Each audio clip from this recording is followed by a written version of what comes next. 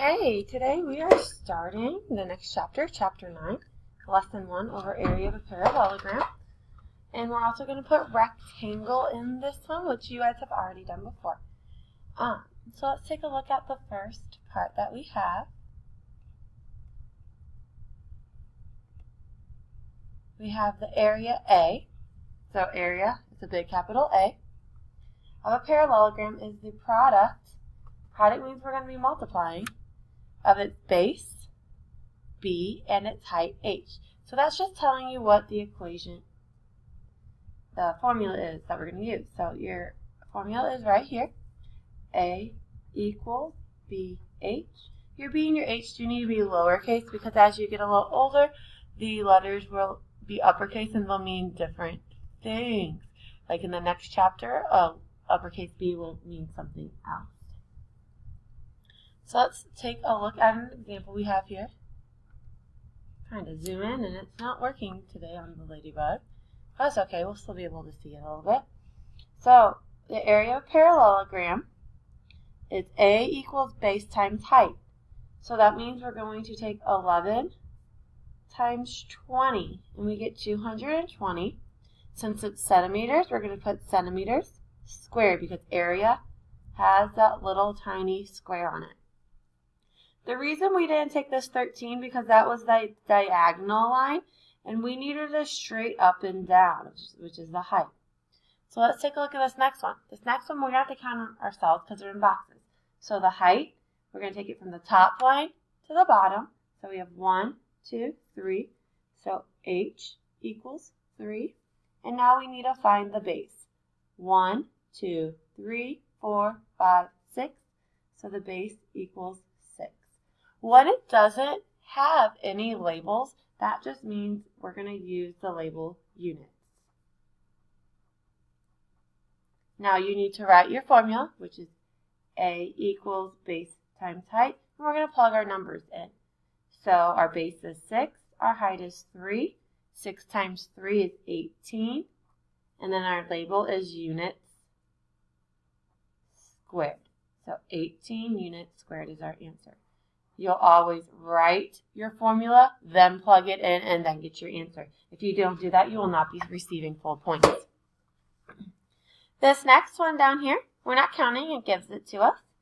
So we have the height is 16 meters. I know that because straight up and down is 16. This guy right here, that's the diagonal. We don't use the diagonal. They threw that in there to kind of mess with you to see if you knew what you were doing. And our base is right here. Our base is 4. Again, this is a parallelogram, so we're going to use A equals BH. And we're going to do 16 times 4. If you don't know that, you go over here to the side. And you do 16 times 4. 6 times 4 is 24. 4, 5, 6. So you get 64. This label was M for meters, so we're going to do meters squared. And we circle it. It has to be squared because it's area. You're taking 2 units and you're multiplying together. That's why you have to have the square. Okay, finding a missing dimension. That means it's going to give you the area and then either the base or the height, and then you have to find the other thing. So let's look down here at this one. This is area is 95 yards square, and the height is 8 yards. So we are missing the base. So we're going to write the formula. A equals base times height. The area is 95, so I'm going to put 95 in. Equals, I know it's 8 for the height, and I'm finding B for base. Now if you get those letters mixed up, it's not going to make a huge difference because you're multiplying and you'll get the same number no matter what. So the opposite of multiplying is dividing. I think this is going to be a 6 and not, I think that's 96 and not 95, sorry. So I'm going to do 96 divided by 8. And I kind of ran out of room there, so I'm going to turn my paper.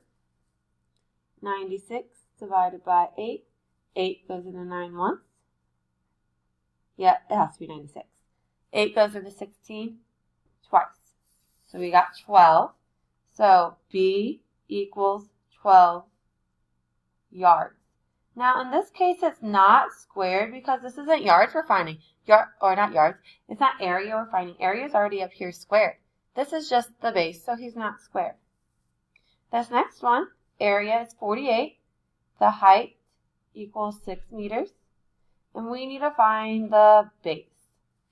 We write the formula because this is a parallelogram, is A equals BH. Then we're going to plug A in, which is 48, equals 6B. Opposite of multiplying is dividing. 48 divided by 6 is 8, so B equals 8 meters. Remember, we are not squaring it because this is just one of the sides of the parallelogram and it's not the area.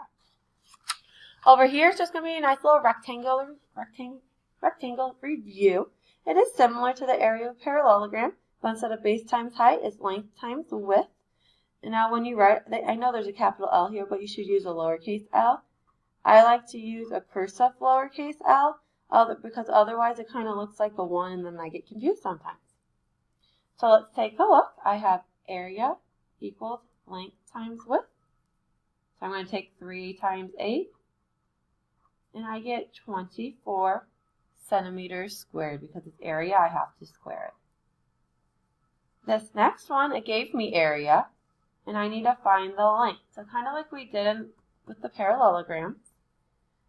We're going to area equals length times width. Area is 12. So width is 3 and we're finding the length. So the opposite of multiplying by 3 is dividing by 3. And the length equals 4 because 12 divided by 3 is 4. So 4 and our label is inches. Now we're not going to square it because it's just the length and not the area that we found. This next one we have 4 and 9. So area equals length times width. I'm going to take 4 times 9 and I get 36 centimeters squared. I'm squaring it because it's the area. And then finally our last one. Again, we write our formula. Area equals length times width.